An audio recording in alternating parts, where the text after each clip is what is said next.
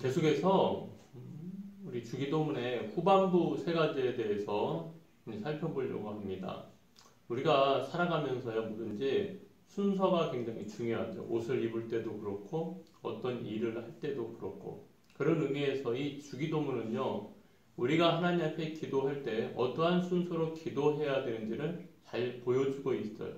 그래서 우리가 전반부 다시 한번 상기를 해보면요, 먼저 하나님의 이름, 하나님의 나라, 하나님의 뜻에 대한 기도. 그래서 하나님에 관련된 기도를 우리가 보았다면요, 그럼 후반부 세 가지의 간구는 어떻게 나눠질까요? 바로 모두 우리와 관련된 기도죠. 우리의 양식, 우리의 죄의 용서, 우리의 보호에 관한 내용입니다. 그래서 오늘 이 후반부 세 가지 중에서의 첫 번째 바로 기도, 양식에 대한 이 내용인데요. 한번 11절 같이 읽어보실까요? 오늘 우리에게 일용할 양식을 주시옵고. 우리가 흔히 이 양식이다라고 했을 때 어느 성으로 돌아보면 이것은 빵에 관련된 말이지만요, 우리의 삶에 관련돼 보면은 여기 기록되어 있는 것처럼 밥이라고 해석을 하는 것이 더 맞을 거예요. 주식이죠, 밥. 그래서 이것을 우리는 일반 은혜라고 말합니다. 그래서 신자나 불신자를 막론하고요, 누구에게나 주시는 하나님의 은혜가 바로 일반 은혜예요. 그런데 이 일반 은혜는 햇빛, 하늘, 땅, 바다, 창조의 모든 세계가 하나님이 우리에게 주시는 일반 은혜인데요. 이 일반 은혜를 대할 때 우리는 양극단을 조심해야 됩니다. 바로 금욕주의와 물질주의입니다. 이 금욕주의라는 것은 무엇을 의미할까요? 이 일반 은혜를 금하는 거예요. 도리어 금하여서 그것을 통해서 우리가 행복을 얻고 구원에 이르려고 하는 것이 그것이 금욕주의예요. 반대적으로 이 물질주의라는 것은 또 무엇을 말하는 걸까요? 도리어 하나님이 우리에게 주시는 일반 은혜를 과도하게 취하려고 하는 거예요. 욕심껏. 그래서 하나님보다 더 그것을 사랑하는 것. 그것이 바로 뭐냐? 물질주의예요. 대표적으로 우상숭배가 여기에 해당이 되는데요. 바로 인간 안에 있는 이 탐욕이, 욕심이 이 죄에 빠지도록 만듭니다. 그래서 하나님께서 이스라엘 백성을 광야에서 40년 동안 훈련시키실 때요, 만나를 주신 것은 성도가, 우리 신앙인이 하나님의 일반 은혜 안에서 사는 삶을 살게 된다는 것을 깨닫게 하시려고 바로 이 만나를 통해서 훈련을 해주셨던 거예요. 그래서 우리 성도들은요, 분명한 우리의 삶 가운데서 부지런히 자신이 은사를 따라서 열심히 일해야 합니다. 하나님께서 주시는 그 일반 은혜를 믿지 않는 자나 믿는 자나 하나님이 동일하게 다 주시는데요. 우리가 오늘도 하나님의 그 주시는 은혜를 깨닫는 성도가 되었다면 먼저 우리에게 주신 은사를 따라 열심히 일해야 된다는 거예요. 하지만 분명한 것은 이 일반 은혜는 뭐가 있다는 거예요? 분명한 한계가 있다는 겁니다. 이 한계가 있다는 말의 의미는 뭐냐면요, 우리 몸과 영혼을 구원해 주지는 못한다는 거예요.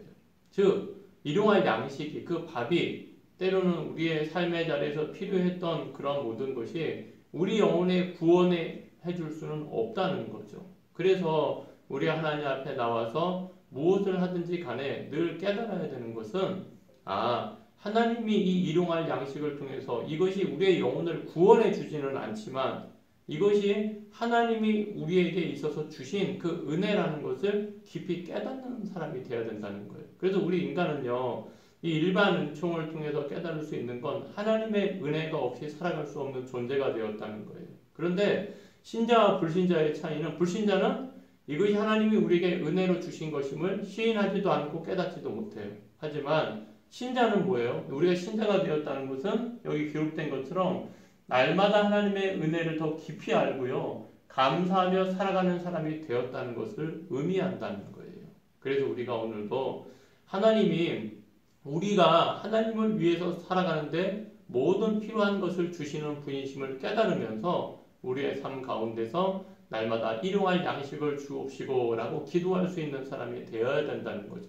그것은 곧 하나님의 은혜에 눈을 뜨는 사람이 되었다는 것을 의미한다는 거예요. 그래서 우리가 묵상 포인트 하면서 넘어갑니다. 오늘 나에게 필요한 일용할 양식, 곧 일반 은혜는 무엇입니까? 그리고 정말로 우리가 오늘 나에게 주시는 이 일용할 양식에 대해서 얼마나 나는 감사하며 살고 있는가, 이 시간을 통해서 묵상하면서 우리가 갖는 시간을 갖도록 하겠습니다. 묵상 포인트 잘 하셨나요? 우리 계속해서요, 특별 은혜를 받으며 사는 사람, 죄사함의 은혜에 대해서 우리가 살펴보려고 해요. 우리 12절에 보면은요, 우리가 우리에게 죄 지은 자를 사하여 준 것 같이 우리 죄를 사하여 주시옵고. 이 특별 은혜라는 것은요, 성도들에게 임하는 것으로요, 하나님으로부터 죄를 용서받은 것을 의미합니다. 곧 구원의 은혜를 바로 우리는 특별 은혜라고 하는 거예요. 그래서 이 특별 은혜는 신자들에게만, 하나님을 참 믿는 성도들에게만 임하는 은혜라는 거예요. 하나님께서 일반 은혜를 우리 모두에게, 인간들한테 베푸셔서 이 땅에서 살아갈 수 있도록 만들어 주셨지만요, 인간이 우리가 죄를 범함으로 말미암아 우리의 삶 가운데 이 죄의 결과로 뭐가 들어왔어요? 죽음이 들어왔어요. 그래서 이 죽음이라는 것은 이렇게 세 가지로 나눠서 볼 수가 있어요. 첫째, 영적인 죽음. 이 영적인 죽음이라는 것은 몸은 살아있어요. 하지만 영혼이 하나님과의 관계가 끊어진 상태. 그것이 바로 영적인 죽음이에요. 그리고 두 번째는 육체적인 죽음.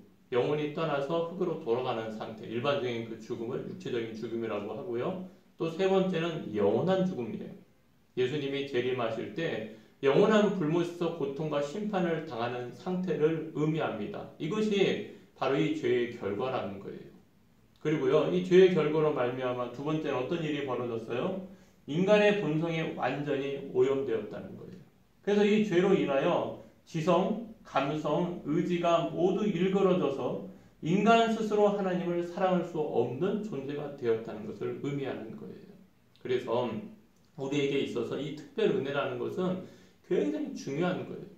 이 죄를 용서받는 특별한 은혜가 중요한 이유는요, 죄라는 것은 반드시 심판을 받아야 하기 때문에 그러는 거예요. 그것을 하나님의 공의라고 하는 거예요. 이 땅에서도 죄를 지으면은 그 죄에 대한 합당한 형벌을 받아야 되잖아요. 그럼 하나님 앞에 죄의 결과는 아까 말했던 것처럼 뭐예요? 죽음이잖아요. 그러니까 이 영원한 죽음에서 우리가 영생으로 구원을 얻는 자가 되기 위해서는 이 하나님의 특별한 은혜가 필요한 거예요.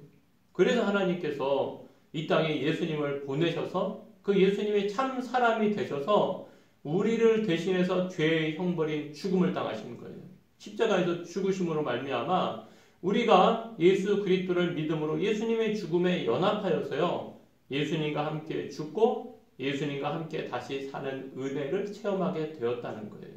그래서 성도는 예수님의 십자가로 죄의 형벌에서 완전히 용서를 받았어요. 하지만 여전히 죄의 오염이 남아있어서 매일 죄를 지으면서 우리는 살아간다는 거예요. 참 아이러니하죠. 죄는 용서받았는데, 완전히 받았는데 또 여전히 이 죄의 오염으로 말미암아 죄를 지으면서 살아간다.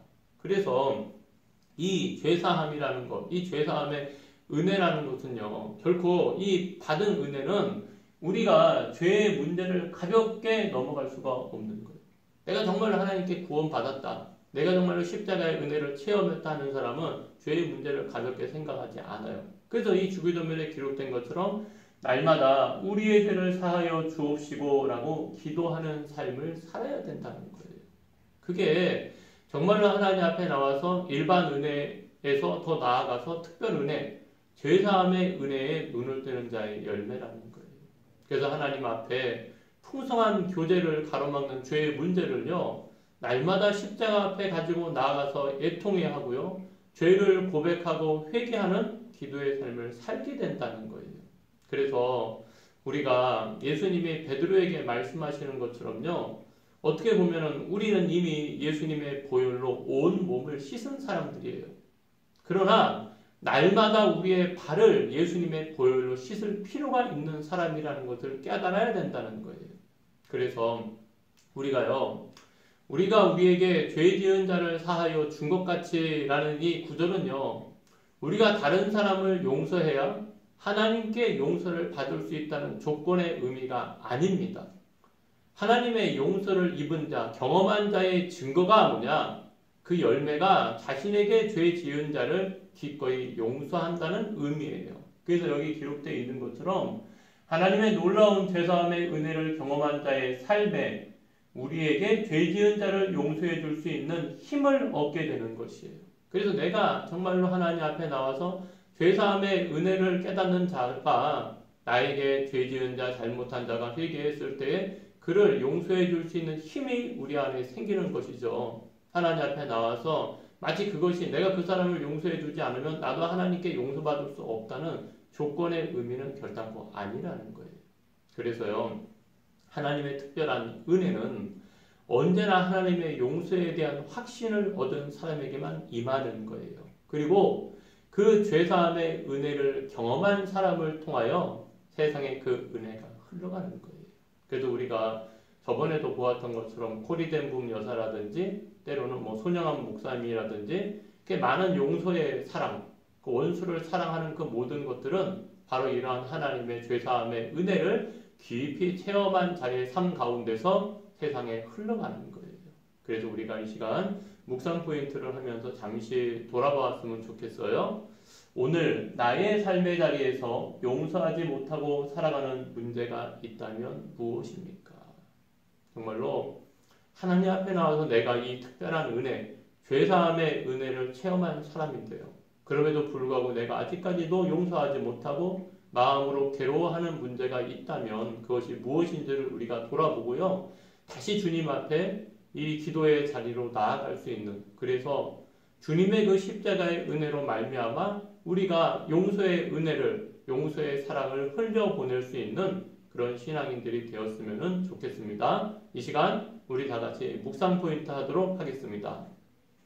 묵상 포인트 잘 하셨나요? 이제 이 주기도문 마지막으로요. 후반부 세 번째, 시험에 빠지지 않는 사람이 유혹의 문제에 대해서 우리가 살펴보려고 합니다. 우리 13절 말씀에 보면은요.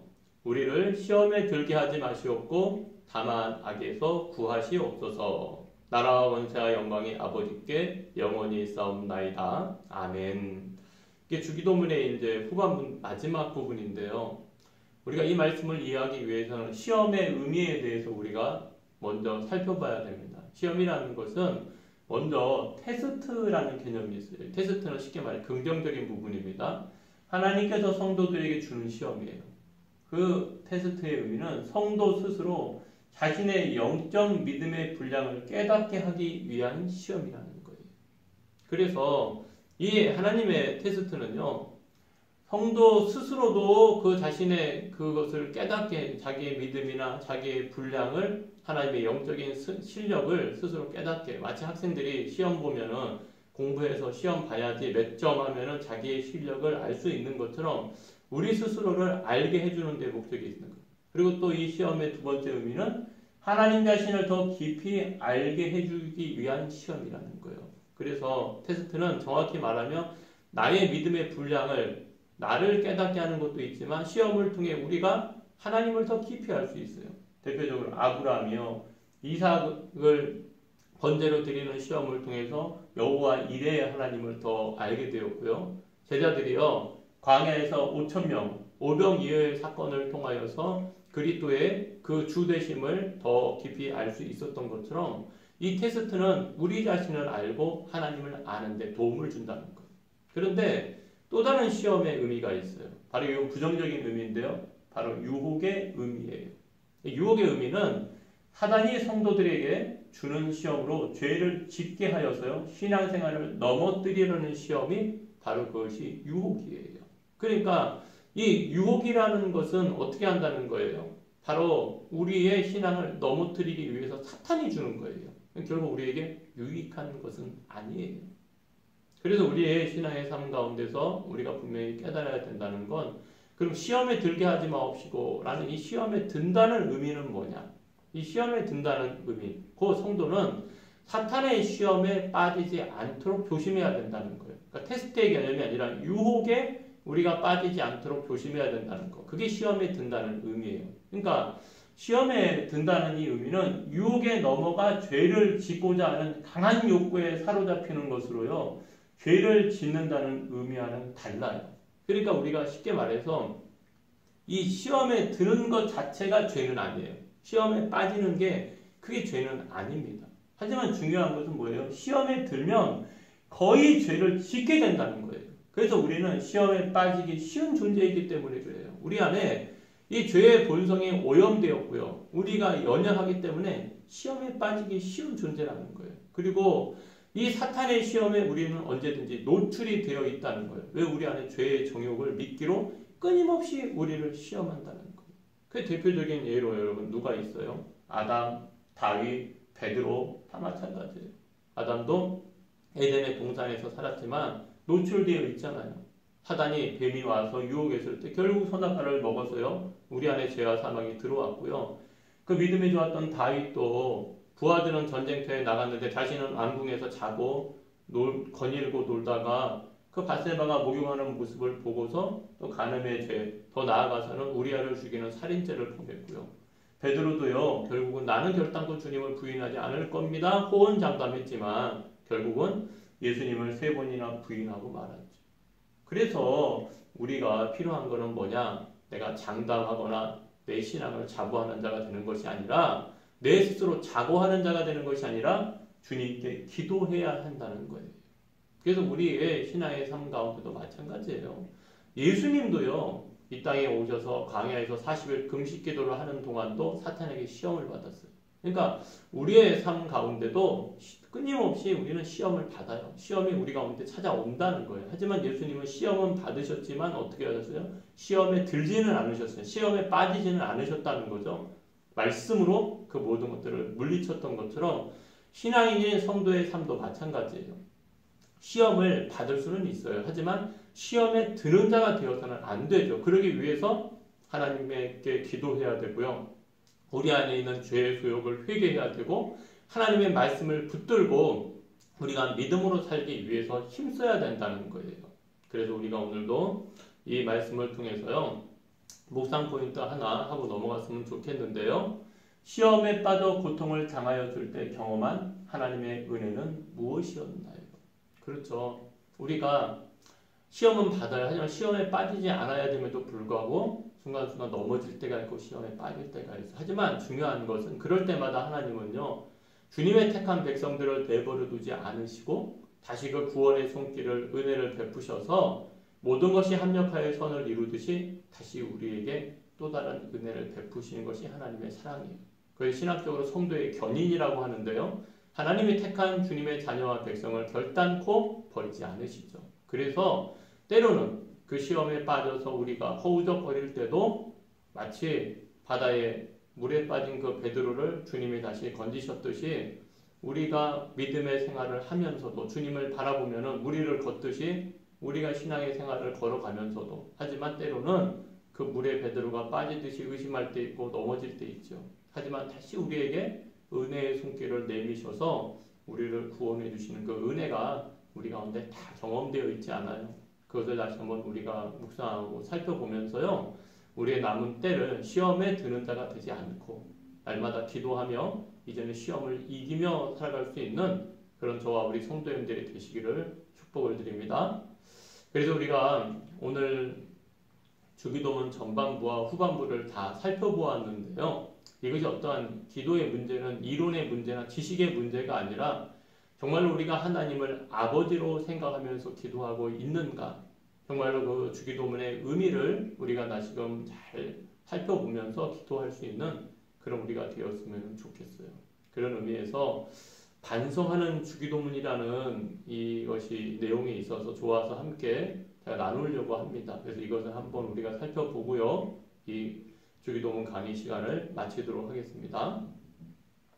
하늘에 계신 이라고 하지 말라. 세상 일에 빠져 있으면서 우리라고 하지 말라. 너 혼자만을 생각하며 살아가면서 아버지라고 하지 말라. 아들, 딸로 살지 않으면서 이름이 거룩히 여김을 받으시오며 라고 하지 말라. 자기 이름을 빛내기 위해 안간힘을 쓰면서 나라가 임하시오며 라고 하지 말라. 물질 만능의 나라를 원하면서 뜻이 하늘에서 이루어진 것 같이 땅에서도 이루어지이다 라고 하지 말라. 내 뜻대로 되기를 기도하면서 오늘 우리에게 일용할 양식을 주시고 라고 하지 말라. 죽을 때까지 먹을 양식을 쌓아두려 하면서 우리가 우리에게 죄 지은 자를 사하여 준 것 같이 우리 죄를 사하여 주옵시고 라고 하지 말라. 누군가에게 아직도 앙심을 품고 있으면서 우리를 시험에 들게 하지 마시옵고 라고 하지 말라. 죄 지을 기회를 찾아다니면서 다만 악에서 구하시옵소서 라고 하지 말라. 악을 보고도 아무런 양심의 소리를 듣지 않으면서 아멘이라고 하지 말라. 주님의 기도를 진정 나의 기도로 바치지 않으면서 우루과이 한 마을 작은 성당벽에 적혀있는 글이라고 하는데요.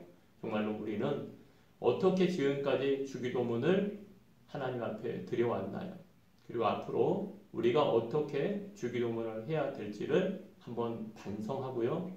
우리의 삶의 자리에서 주기도문의 삶을 이루어갈 수 있는 저와 우리 모든 성도님들이 되시기를 주님의 이름으로 축원합니다. 긴 시간 동안 수고하셨습니다. 다음 주에 뵙겠습니다.